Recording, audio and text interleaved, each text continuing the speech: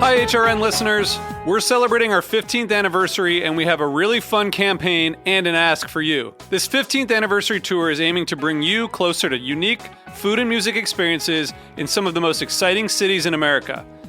All the while, we're raising funds to support our work empowering the next generation of food systems storytellers through our fellowship programs. Here's how it works. Donate to HRN and be entered into a raffle in the city of your choice to win a dinner for two at a noteworthy restaurant and tickets for two to a concert at a prominent local venue.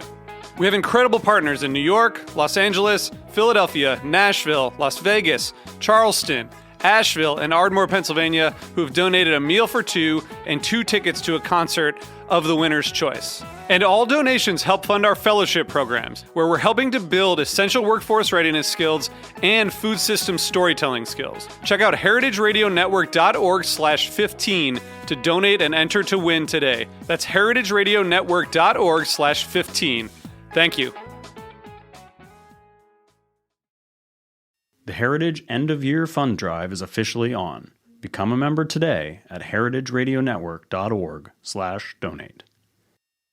Jewel by Chef Steps is a proud sponsor of Beer Sessions Radio. Jewel Sous Vide is the future of the kitchen. Jewel, perfect food every time. Learn more at chefsteps.com/JOULE.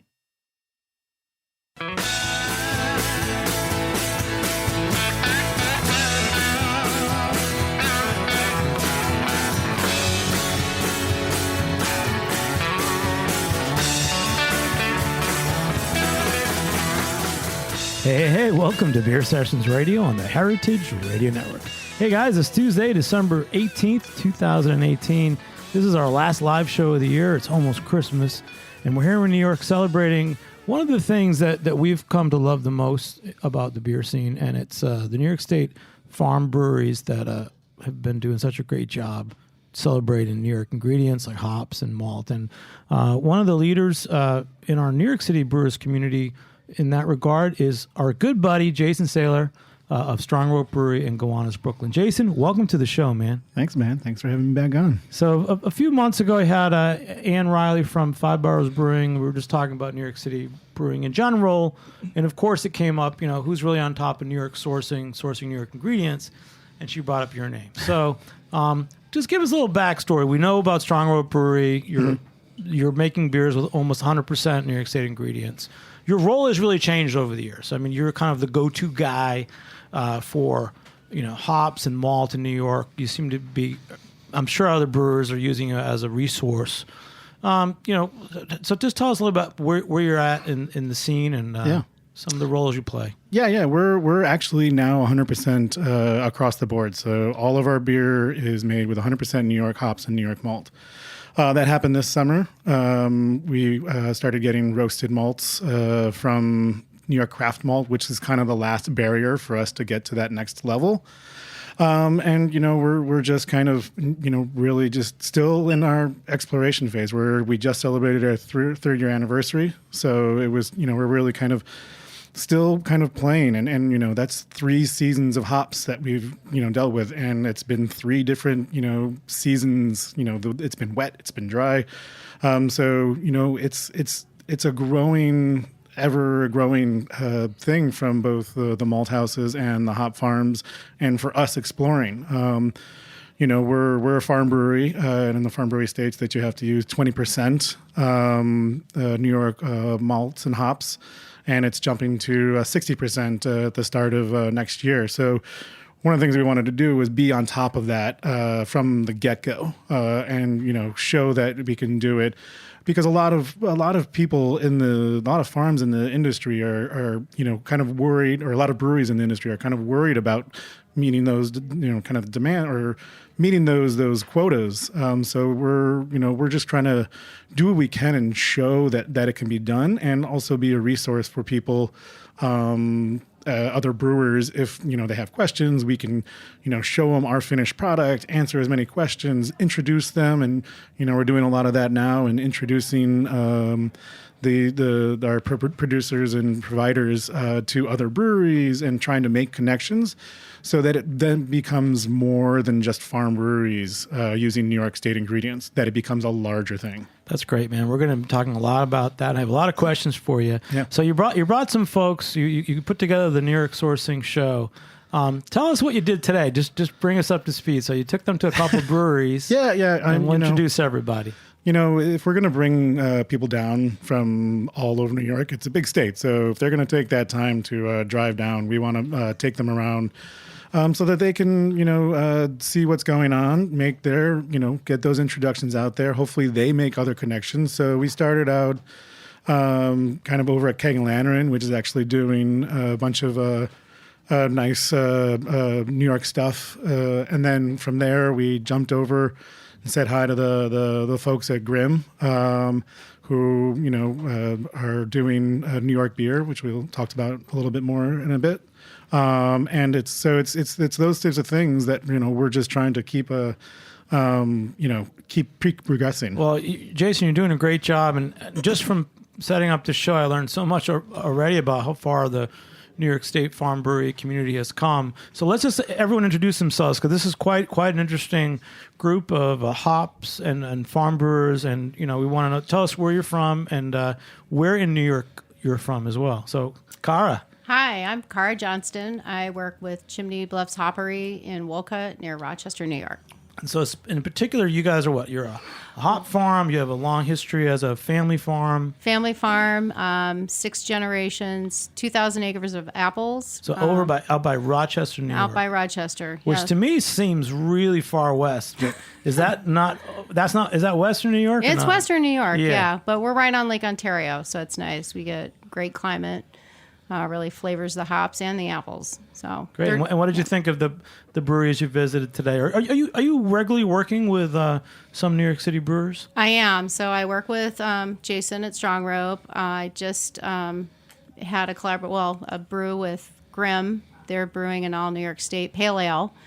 That should be available in a couple weeks. And what did they buy from you? Some hops? They bought Centennial and Chinook hops, and then. Coming up in January, I've got KCBC doing it on all New York State beer as well. So that's great. Let's get the next guest. We got it's Chad Zamar, Steuben Brewing Company in Hammondsport, New York, which is in the Finger Lakes region. We're on Keuka Lake. So Jason, he said that you were a strong, you're probably in the Strong Rope family. He said a strong, always strong New York farm brewery. Yeah, so we're a New York State farm brewery. There's some of our beers are 100% New York, like with Jason's. All of them are 60%.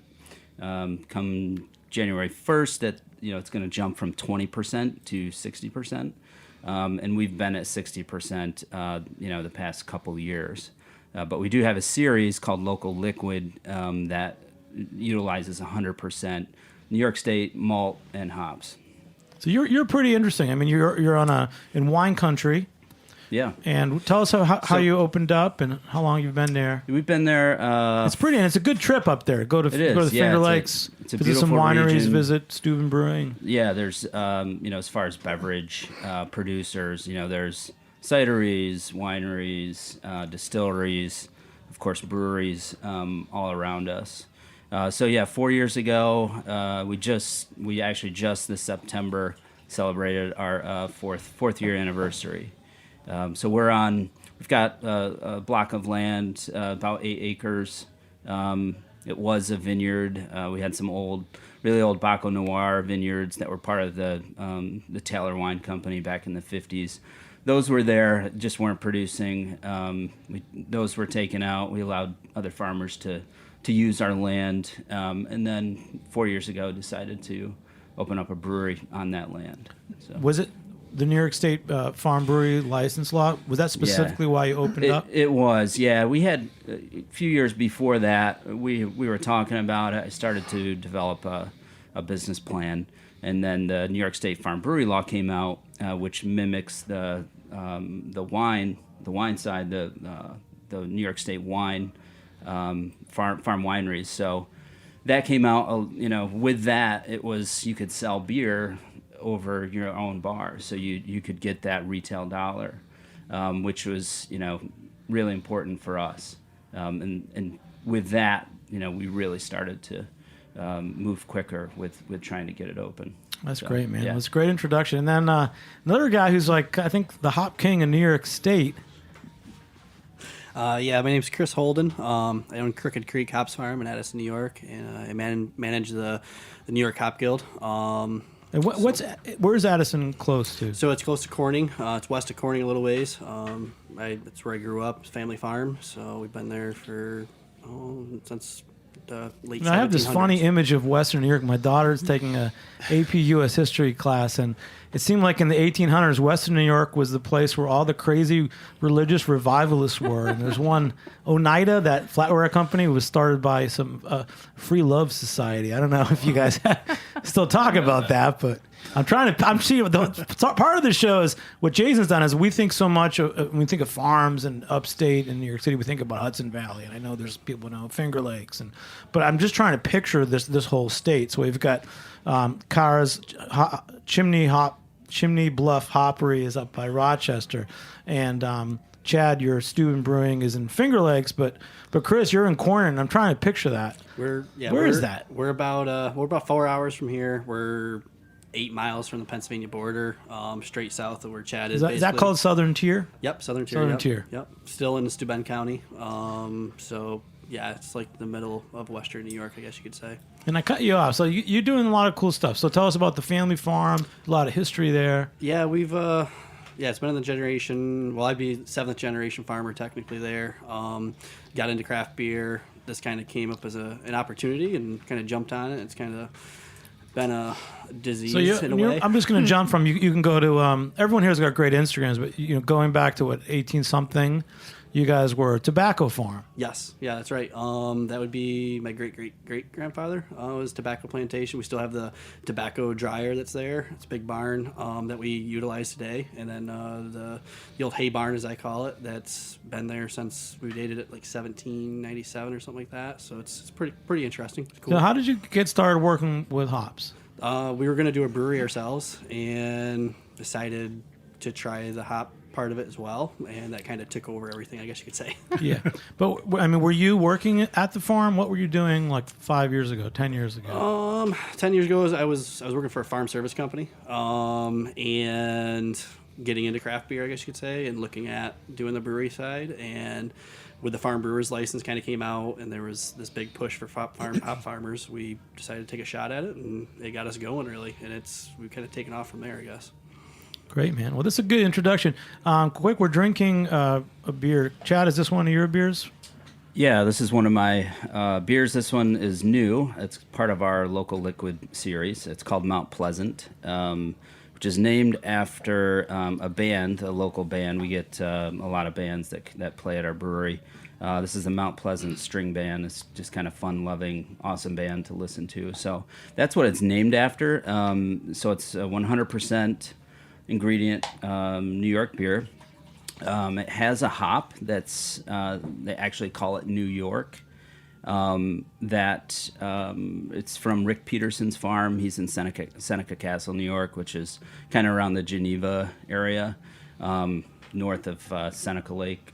So he has this hop. It's called New York. It has this really unique flavors, aromas to it. It has like a peach, apricot, stone fruit, and I don't think they know exactly the lineage of this hop. It was part of like Rick bought it from like this registry in England that was labeled New York. He thought that would maybe it had come from New York at one point, maybe before the Prohibition. So he has that hop, and he's the only one in the state that's growing it. Wow. So there's a lot of history. Yeah. So Chris or Cara, are there other hop stories like that of random old hops that have been discovered? So there's clippings in somebody's Bible. Yeah, there's like 17, I think it is, varieties that the Northeast Hop Alliance has collected over the last couple of years, and we've sent out samples to Hopsteiner out in Yakima, Washington, to get a DNA testing done on them to see if they are they actually wild hops? Do they have a heritage to this area, or are they coming from maybe like a native Fuggle from the United Kingdom, or a Saz or a Hallertau from Germany and Czech Republic? So we're waiting for those results to come back. Hopefully we'll hear early 2019 about some of those hops. The New York hop that Chad was talking about, I know, is in that group to find out what it's actually comes from, and hopefully it is something extremely unique. I mean, so do you guys, Jason, like the fact that there's so many people growing hops? I mean, compared to 6-8 years ago, it's unbelievable. I mean, there was just a handful of acres 6-8 years ago, when this came about. So, and right now they're saying it's somewhere around 400 acres of hops, it's grown exponentially, and the quality has grown amazingly well as well. So it's there, because there used to be 40,000 acres of hops grown in New York, and in the late 1800s, prior to Prohibition, and all, cheaper land, better growing conditions out west, Prohibition, a blight in New York, all these factors led to this demise of this our brewing agriculture scene in New York.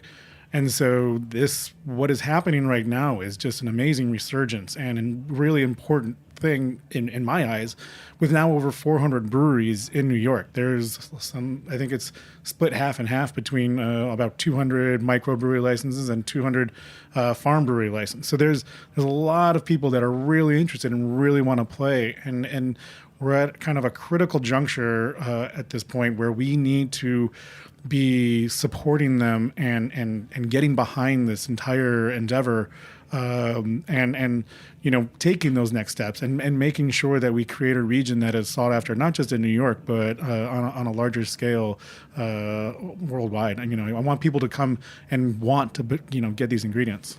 On that note, well, first it's about New York geography. So Kara, is there something different about Western New York? Is the climate different than like the Hudson Valley? Is the terrain different? I mean, is it favoring hop growing, larger hop farms, or it just happens to be that that's where you are? Oh, we get the moisture off of Lake Ontario. Hops require a lot of water. So I think that helps. Our particular yard is on an artisanal well, so that's another additive in our favor. And our soil is unlike no other. It's very sand-like, which allows the roots of the hops to grow down about 12 to 15 feet. And without the roots going down that low, you'll never get the shoots to go up that high. So I think that's what when we walked through last summer, it was just like, it was a dry day, and it was just this powder, like the yard was just this soft, like it was crazy looking, and I haven't seen one like that. It's beautiful getting out to these farms and stuff. So. And Chad, and also what Kara, so that farm, the Chimney Hops, it has been more of an apple farm? Yes, that particular lot is not, but we do have 2,000 acres of apples, so that's kind of their meat and potatoes. And then a couple of years ago, they decided they wanted to diversify, and with the farm brewing license, they saw an opportunity. They're really good growers. They're the number one grower of apples in the eastern United States, so they thought they'd get into the hop game. And I think that 32 acres. This year we had 27 acres planted, and we produced 36,000 pounds of hops. So we're definitely in it. Wow, so one day we'll be back to 40,000 acres of hops. Another quick question. So every once in a while, a different brewer will ask me, "Said, gosh, we're waiting for that New York hop.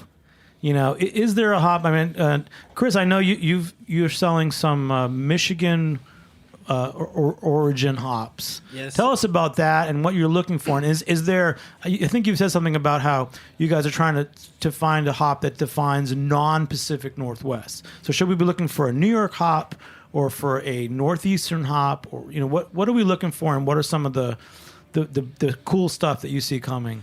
So when we got into it, we wanted to grow something different, basically. So when we started off by reaching out to Great Lakes Hops, and they had a couple varieties called Michigan Copper and Mackinac that they had bred, and we had brought Michigan Copper into the state 6 years ago. It's been great. But yes, I think that the brewers have gotten to the point where it's like, hey, we used to have this big presence in the hop industry. Let's do something to have our own thing.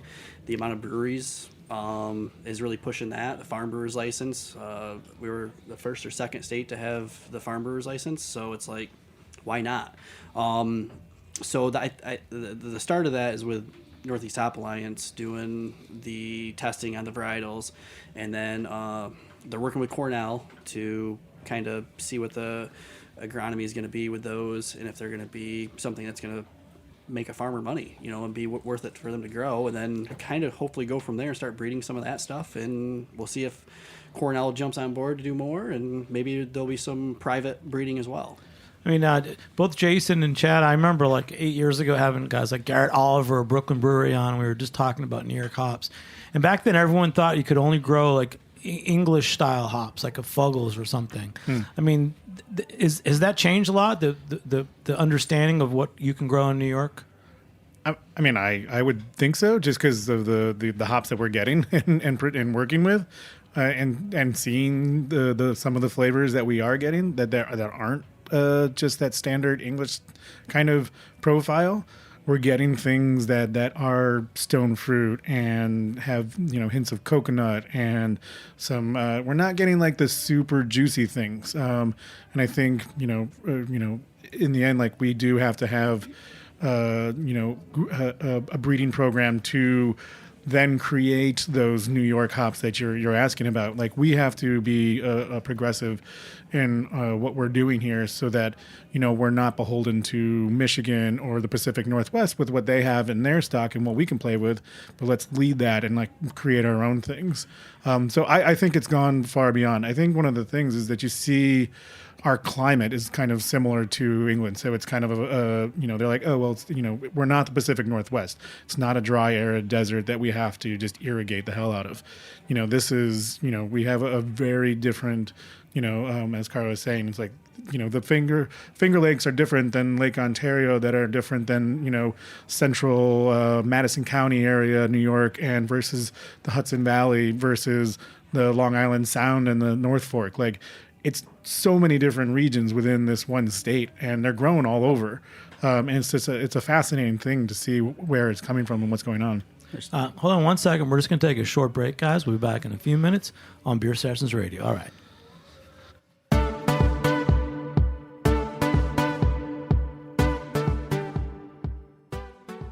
The holidays are just around the corner, and at Beer Sessions Radio, we don't just care about what's in your glass. There's one smart kitchen appliance that can make the best Thanksgiving turkey you've ever tasted. For real.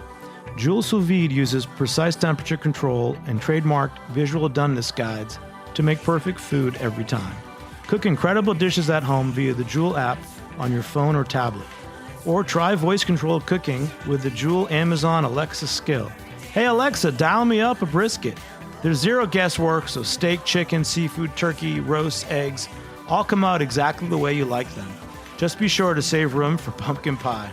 Joule, perfect food every time. To get yours, visit chefsteps.com/JOULE and enter our code HRN to get $15 off for a limited time. That's chefsteps.com/JOULE and enter our code HRN.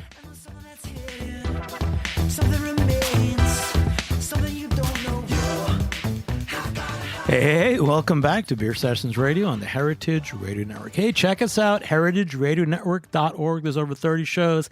Next year will be our 10th anniversary on Heritage Radio Network.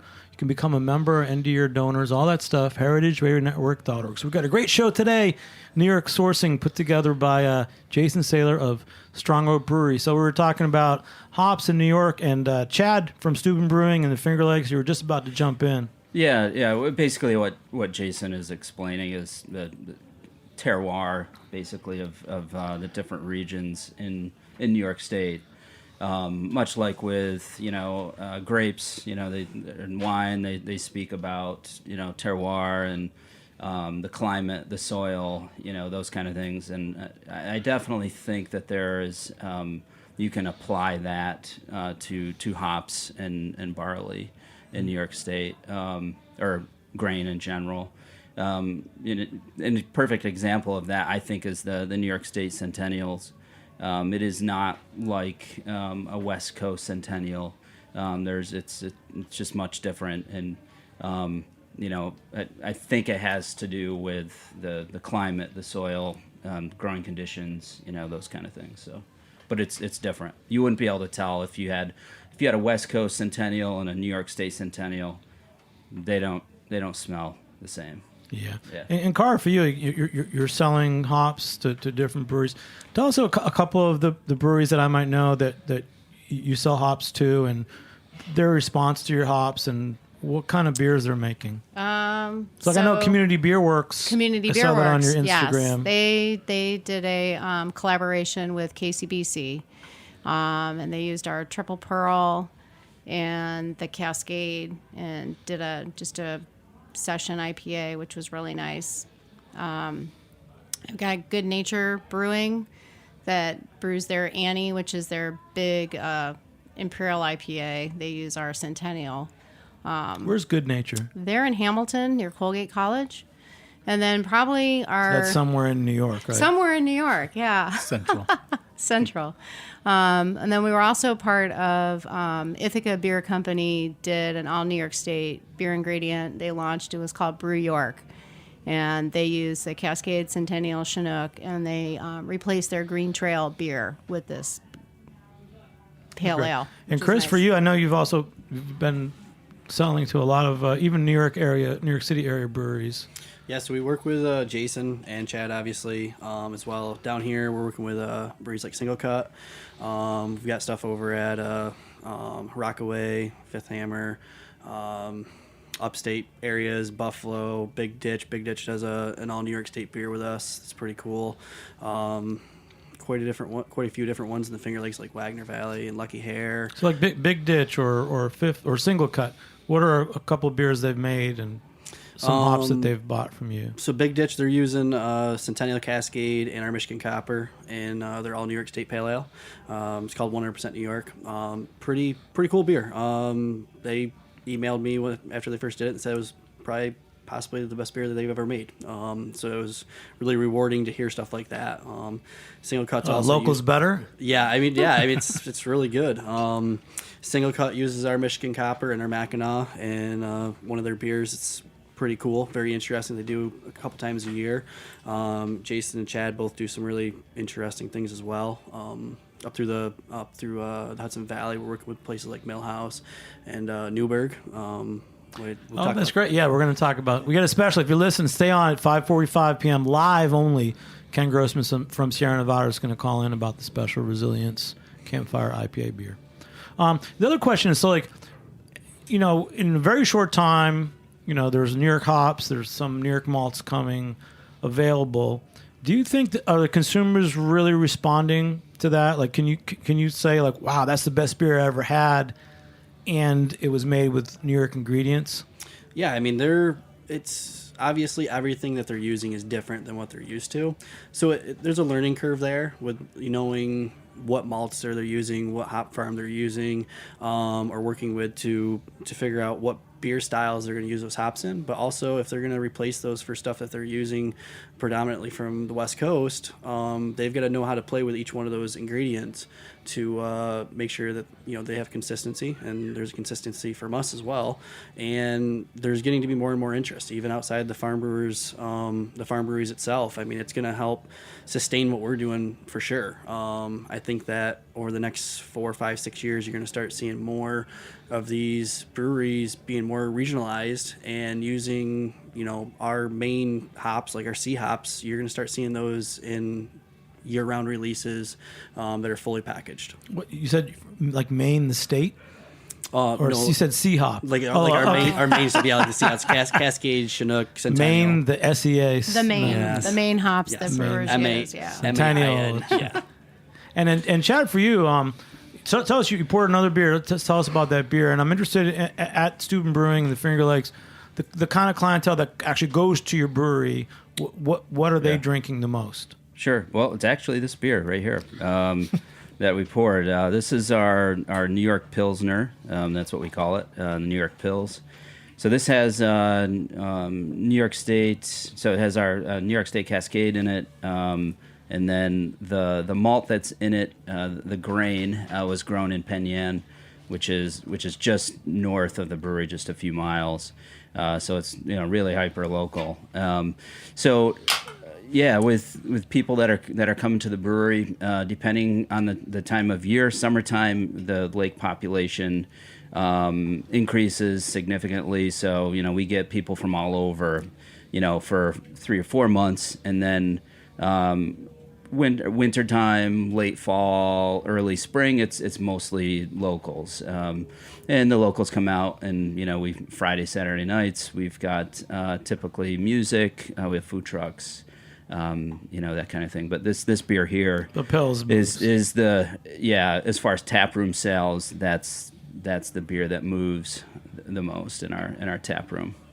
And Jason, what about for you? Because I know you've got like the new beer, the Story of Rye, which I'm dying to try. I'm going to go over to your brewery in Gowanus, Brooklyn soon. What's been moving for you? I mean, people do they go to you because you're the all New York State ingredient brewery, or it's also because you're just convenient and you have beer?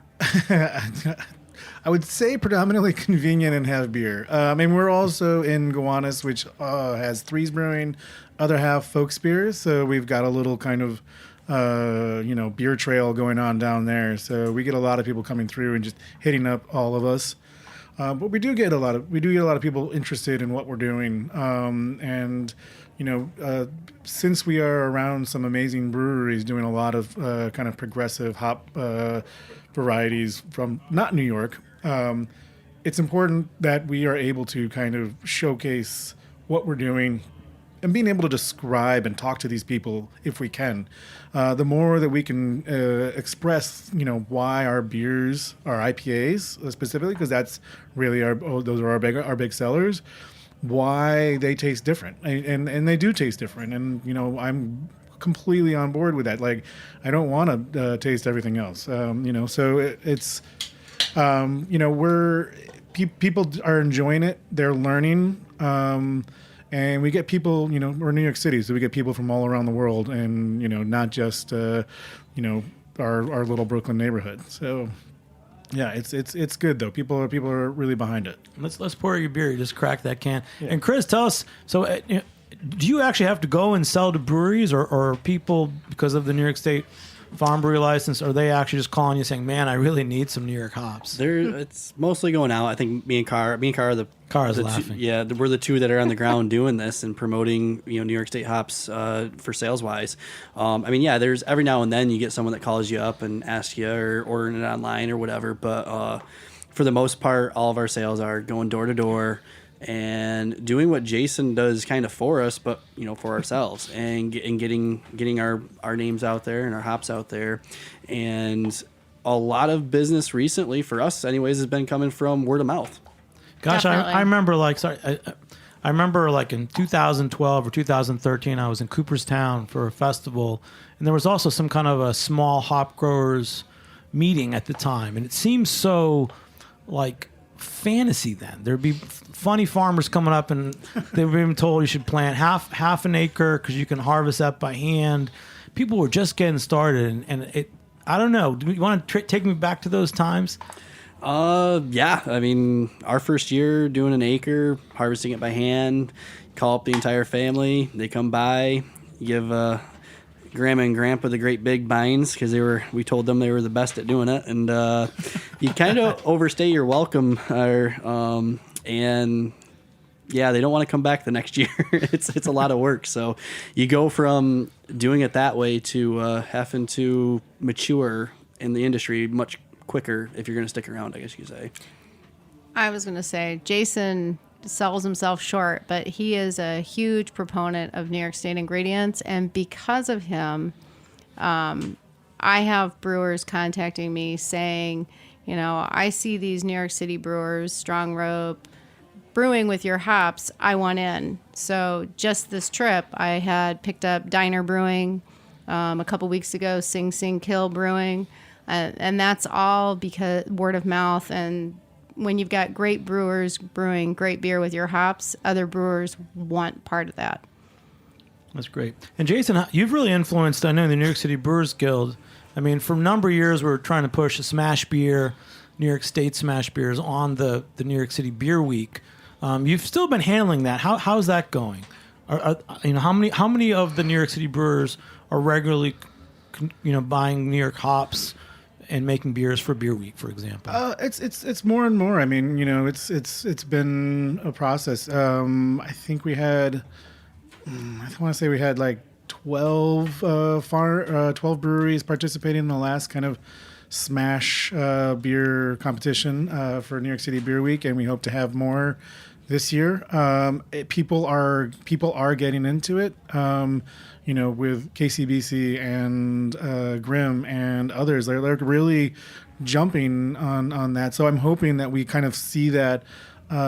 We see a kind of a surge for New York City Beer Week and the Smash Beer, and just people working with them in general throughout the year. It's great to have people participating in this one event, but I want to see this grow on a much larger scale. So let's do it year round. And Jason, you just cracked open a beer for us. What is it? Yeah, so this is our IPA, Tenacity of Cones and Vines, and this actually features... Great name, right? Thanks. Yeah. Say it one more time, please. Tenacity of Cones and Vines. It's in cans right now, 6% IPA. Chris is laughing. He's like, that's my dreams. Cones and Vines. This actually features Chimney Bluff's Centennial and Nugget hops. You get some kind of nice watermelon rind characters, some great kind of deep earth, and it's just some other it's just good. Wow, man, we're off to a great start. We're going to take another short break. We'll be back in a few minutes. We're going to talk about the Resilience Campfire Beer Project, and Ken Grossman's going to call in from Sierra Nevada. We'll be back in a minute on Beer Sessions Radio. All right. For the past 10 years, Heritage Radio Network has brought listeners around the world the most important voices in food and drink. I'm Matt Patterson, the lead engineer here at HRN. 6 years ago, when I was teaching myself to brew beer out in San Diego, I listened to Heritage Radio shows for tips, tricks, and inspiration. Heritage Radio's programming simply would not be possible without the support of listeners like you. Become a member of Heritage Radio Network today and give HRN a strong start to our second decade. Choose from exclusive member gifts and stay in the loop on discounts to upcoming events. Now is the best time to show your support for HRN. Go to heritageradionetwork.org/donate. Hey, welcome back to Beer Sessions Radio on the Heritage Radio Network. Hey guys, we've been talking New York sourcing. We're going to switch it a little bit. As many of you know, the recent California fires were the most destructive in California history.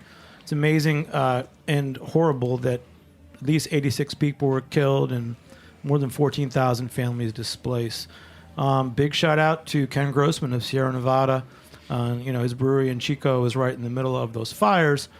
He's organized a collaboration with over 1,400 breweries in America, and he's going to come on a little bit and tell us about it. But before that, two of our New York hop growers here participated in a Resilience beer. So, Chris Holden, tell us which brewery you worked with and a little bit about that really quick, and then Kara also with you. Yeah, so we worked with Newburgh Brewing Company on doing this. Germantown Beer Farm, Hudson Valley Malt contacted them about doing it, and they called us up, and so we donated the hops. Hudson Valley Malt donated the malt, and yeah, we did a collab day basically with them to help them out, and that's supposed to be released. And how did the word get around? I mean, I know December 20th this week. If you're listening live, you're going to go out and buy it. All these breweries are selling the Resilience IPA beer. I think that Sierra Nevada is kind of a trendsetter. I mean, they've been around for 3 decades now. So when they do something, I think people know to follow suit. They do a good job. So it's kind of helping them out and what they're backing. So we can go up to Newburgh Brewing up in Newburgh, Yep. Hudson Valley, New York.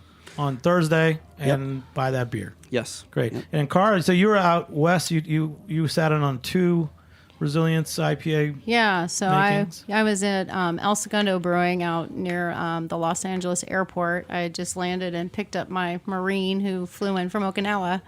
And unbeknownst to him, I dragged him to a brewery. Like a buddy. Yeah. And they were just finishing up the Resilience. And then a couple days later, I was down in San Diego at White Labs. And they not only brewed the Resilience beer with the recipe from Sierra Nevada, but then doing the White Labs thing that they do, they brewed the exact same hop and malt profile with a different yeast. So be anxious to see how. So White Labs, is there a tap room there? Yes, they've got a tap room, and they. So what they do is they do a single malt, single hop, and then they use either 2 to 4 different kinds of yeast to accentuate the flavors. It's pretty cool. What was the recipe that Sierra Nevada suggested everyone make the same recipe? Jason, did you know about this? I knew about it. We unfortunately could not participate. No, I understand that, but how did they work it out? Like did you say, wow, we could all make this recipe? I mean, it's the word got out because the brewing community in the U.S. around the world is amazing. I mean, it's everyone is just behind it. It's just you saw that also with the People Power beer that went around a while ago too for the ACLU, and like these, being able to do these things and everyone being on board and coming in times of need for other brewers, especially Sierra Nevada, is awesome. Wow, Chris. Yeah, so I mean, it's kind of elaborate on what Jason said. I mean, you got like the stuff like the ales for ALS and the Pink Boots Society stuff, and they got a new one for the military vets. And yeah, I think that it's easy for everybody to follow suit with everybody being such a close niche group, basically. That's cool. And just while we're waiting for Ken Grossman, Cara, so you brought another collaboration beer with New York hops. Yeah, so this is KCBC did a collaboration, and you used the Indian Ladder hops.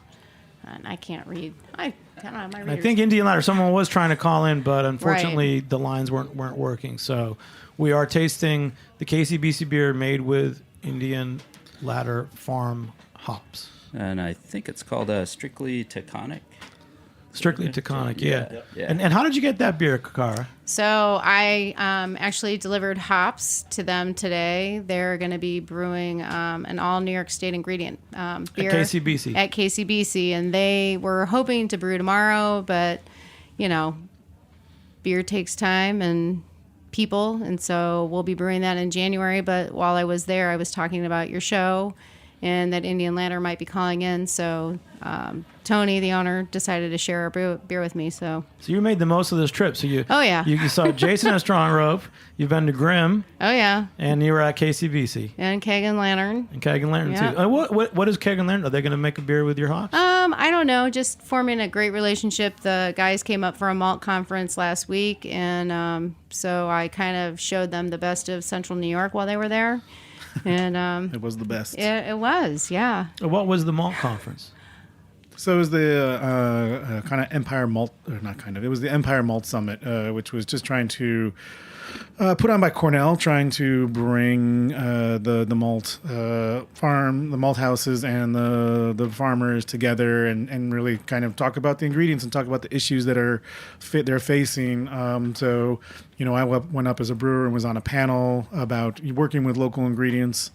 It was 2 days of panels and discussions and networking and drinking a lot of beer and going to these breweries that Cara took us out to, and just kind of getting on and seeing what's going on up there, but also being able to talk to these malt houses and farmers, and seeing where they're at and what they need and how we as brewers can help them and what we can do going forward. So, Jason, for this New York sourcing show, you brought in two hop outlets. Where is New York Malt? I'm sorry, guys. No. Yeah, I thought this one. We've done a bunch. There's been a bunch of malt things done, and I wanted to kind of, showcase, the other side. I think that, there's maybe a little less cohesion at the moment, and it's going. They're out there, and there's amazing people doing amazing things. New York Craft Malt, 1886, Murmuration Malt, Subversive Malting, Hudson Valley Malt. There's so much. There's 12 malt houses now. There's over 2,000 acres of malted barley being grown in the state. It's just, and that's from nothing. There was no malt houses. How much grain was grown 100 years ago, 120 years ago? I don't remember the actual statistics on that, but it was more. There were a lot of malt houses around, and it was because there used to be around 300, and like the highest that we were ever at in terms of breweries was 396. So it was a much more local type of thing, so there were malt houses and hop farms kind of everywhere to support that just entire industry. And when that all went away and consolidation amongst the brewers happened, same thing happened with the ingredient suppliers. We know that one of those American revolutionary characters, Samuel Adams, was actually a maltster, right? Not a brewer. Yeah, Right. There You you didn't go. know that. Yeah. And Chad, tell us, so you and malt at Steuben Brewing. Well, I was just going to say, in general, I think consumers tend to only see the end result. So the breweries and the brewers tend to get a lot of credit, but the farmers really deserve most of the credit. Go, Chris. All the credit. So it's really hard to make a good beer with ingredients that, subpar ingredients. It's a lot like, cooking. If you don't have good ingredients, it's pretty difficult to make a, good food. So, we think, and, we definitely promote and try to educate people that are coming to our brewery about the farms, where we get it from, where they're located, who they are. We invite the maltsters, the hop growers to come to the brewery. I feel like they deserve, a lot of the credit, and consumers don't see it, and the breweries and the brewers tend to get a lot of the credit. Thank you. Cool. Thank you. And Jason, also just 6 years ago, I remember it was the only maltster in the Northeast was Valley Malt in Massachusetts, which was great. And guys like Tor Eschner out in Finger Lakes, he was sending all his specialty grains to Massachusetts. And it's funny because some of the breweries there, like Exhibit A, they're making great beer with New York State grains. Yeah.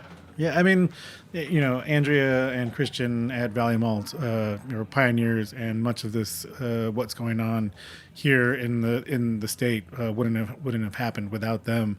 And they're still working with a lot of breweries, throughout the state. I mean, Steuben included. For us, we've kind of taken the entire idea of New York to its like ultimate conclusion of like we're working with New York malt houses, New York farms, New York hop growers. So we just wanted to kind of bring it all in the state if possible. And we do fruited beers throughout the year, and we find New York fruits as well. So we're doing but there's a lot of great stuff going on both in the state and through the Northeast. Wow. And Chad, so you mentioned Penn Yang. Tell us about any maltsters that you work with at Steuben. So Penn Yan. So yeah, we work with as Jason was mentioning, Valley Malt and New York Craft Malt. They're out of Batavia, but the farm that grows that grain is Lakeview Organic out of Penn Yan. So great. Well, I think we've got our special calling guest on. Ken Grossman, are you on the air? I'm on. Ken, it's your chance to talk to America. So you've really done a great job. We have a couple hop growers here that have participated in New York in the Resilience IPA. Just wanted to say, tell us your message, because it's horrible. My first question is, gosh, I saw photos of your brewery in Chico. I'm glad everyone's okay, but it was pretty scary, wasn't it? Yeah, the fire burned just about down to the town of Chico, and actually burned right around the outskirts. And my daughter's house actually had fire right in her backyard, and was evacuated for almost 10 days, and I live up in the foothills, and we were out for over a week as well. So, yeah, it was quite devastating for the area, and we have a lot of our folks who lived in Paradise and the surrounding hill communities that were impacted by the fire, and many lost their homes. Wow, and how did you get this Resilient IPA project started, and anything you want to say about it? Sure. So we're actually good friends with the folks at Russian River, Vinny and Natalie, and when they had the fire that hit Santa Rosa, I was out on a sailing trip in the Sea of Cortez, Mexico, with some friends who lived in Santa Rosa, and when we heard that the fire was hitting that area, I called my friends and talked it over with them, and soon after the fire ended, they launched a project, Sonoma Pride, for helping to generate money for that fire, which we participated in, brewed a beer and sold the beer and sent revenues over to them. So when the fire hit Butte County, we were pretty quickly in touch with Vinny and Natalie and asked what had gone well with their fundraising beer and what we would maybe do to sort of raise the bar a little bit for the fire that we had happening. And so we kicked around some ideas, and I sort of went back and figured, well, let's try to get the brewing community involved in a big way. And I reached out to hop growers and dealers and barley growers and malt suppliers, and then put a call out to the brewing industry in general, saying, come help us rebuild our foothill community that got so devastated. And the outpouring has been nothing short of amazing. We've got about 1,450 brewers who were brewing a batch of Resilience beer and contributing the proceeds to a nonprofit that we set up. And then at the brewery in Chico, we're brewing about 4,000 barrels, canned and draft, and donating all those proceeds from that sale to our nonprofit fund. And we're working with the communities of Paradise and Chico and Butte County in general, and meeting with city managers and trying to figure out how best to deploy those funds when they come in. There's plenty of governmental agencies that are helping out, but there'll be lots of gaps in funding things. So we're trying to figure out how to plug some of the holes. Wow, that's amazing. You're giving a great example to brewers around the country how to get involved in their community. So December 20th, you've asked for that day. So that's the day when you want everyone to go out and buy Resilient IPAs all around the country? Well, actually, we put it out. I put a recipe out in November when the fire happened, and told all the brewers that here's a recipe you can use. You can tweak it however you see fit. We'll supply or get our malt suppliers and hop suppliers to hopefully supply all the ingredients. So some brewers start brewing immediately, and they've actually started to put some of it on the shelves. We're doing a nationwide shout out, though. Let's have a day to toast each other and to say thanks and to try to support the community out there in Butte County. Well, how did you come up with the recipe?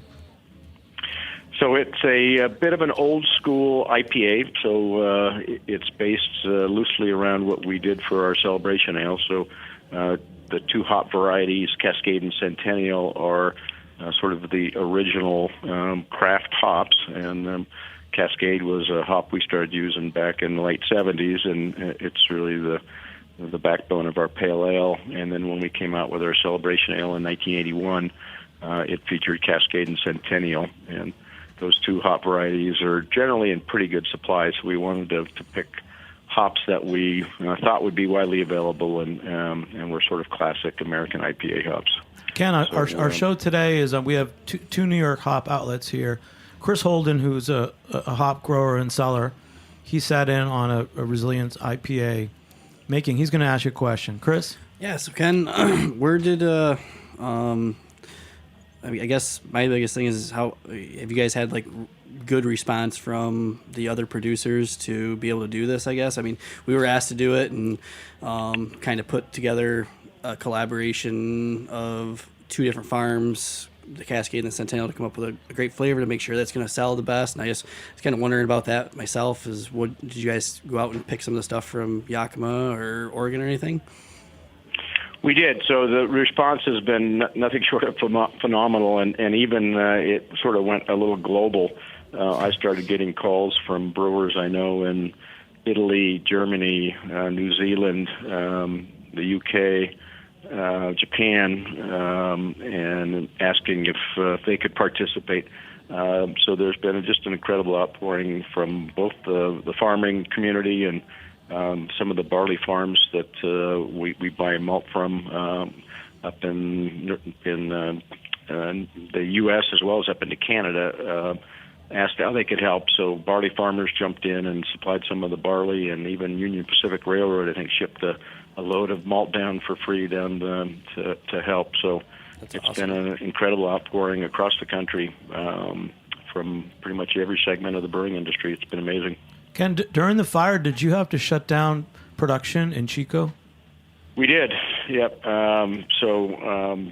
The day of the fire, that Thursday, I was heading down to work pretty early in the morning, and I say I live up in the foothills, and so I could see a plume of smoke pretty far off in the distance at about 7 o'clock. And we do have fires in the area, so it wasn't totally unusual. And then I got to work, and within a couple hours, I think by 9 o'clock, the sky was just black. And by then, we had started hearing stories of the fire heading into Paradise.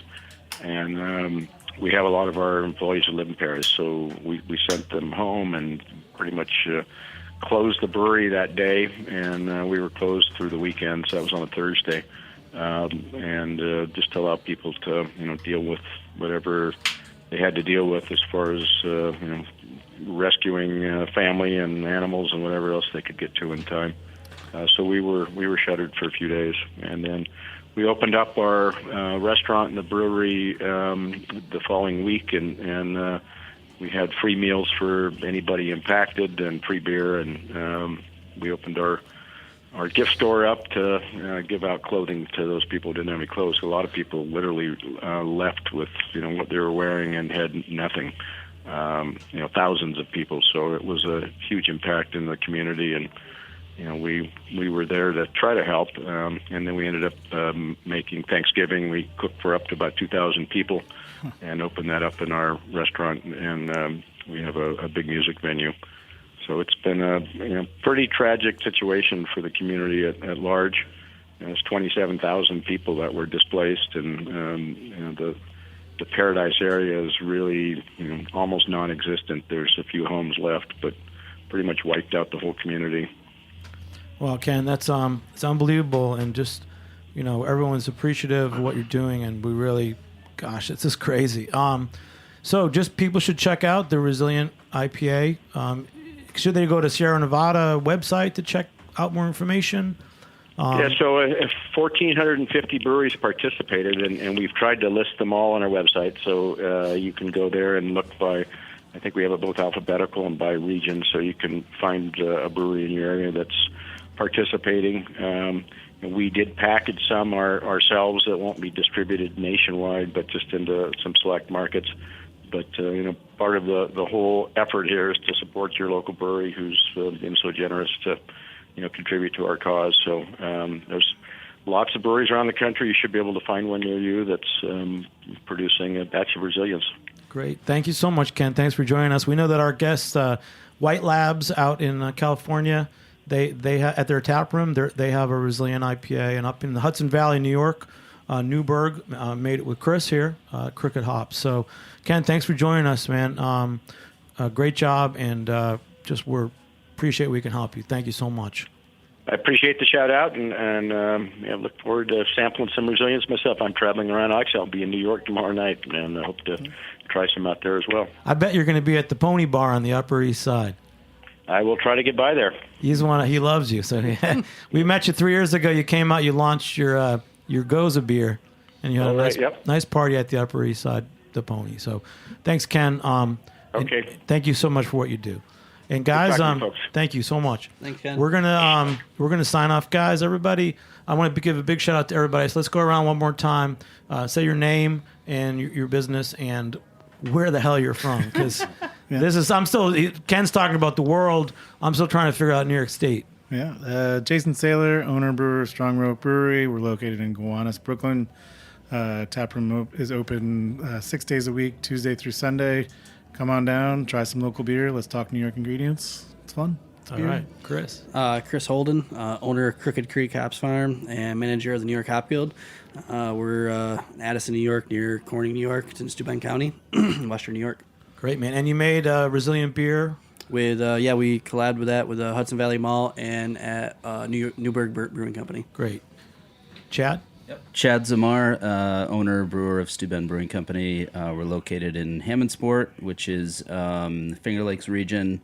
Specifically, we are on the west side of Keuka Lake, which is just south of Rochester. You're on my summer trip, man, and I really like. I know you sell a lot of pills, yeah. but I really like this IPA that you poured too. Thank you. Great. Thank you. And Cara? Cara Johnston. I'm sales and marketing for Chimney Bluff Hoppery in Wolcott, which is outside of New York, or Rochester, New York, not far from the Chimney Bluff State Park. And there's a couple of New York City breweries that are making beer with your hops. Oh, definitely. We're all over the state, so it's pretty cool. KCBC coming up. KCBC, Strong Rope, Grimm, Circa. And you're out west. And tell us the two breweries that you saw them make the Resilient IPA. El Segundo Brewery and then White Labs, which is a yeast lab, but they also have a tap room. So if you're out in California, you can go try this. So and Ken Grossman called in from Sierra Nevada to tell us about the Resilient IPA, the Campfire Beer Project. Try to support that on December 20th. Go out and drink beer and raise money for the people in Northern California. So once again, thanks for listening. Big shout out to our producer, Justin Kennedy, engineer Matt Patterson, intern Dylan Hoyer. I'm Jimmy Carboni. Thanks for joining us on the Heritage Radio Network. We'll catch you next time on Beer Sessions Radio. All right. Merry Christmas, guys. All right. Woo!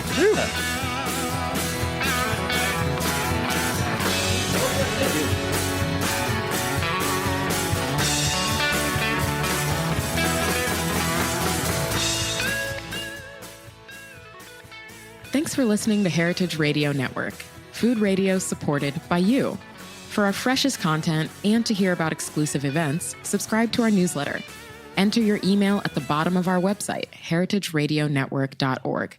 Connect with us on Facebook, Instagram, and Twitter at heritage_radio. Heritage Radio Network is a nonprofit organization driving conversations to make the world a better, fairer, more delicious place. And we couldn't do it without support from listeners like you. Want to be a part of the food world's most innovative community?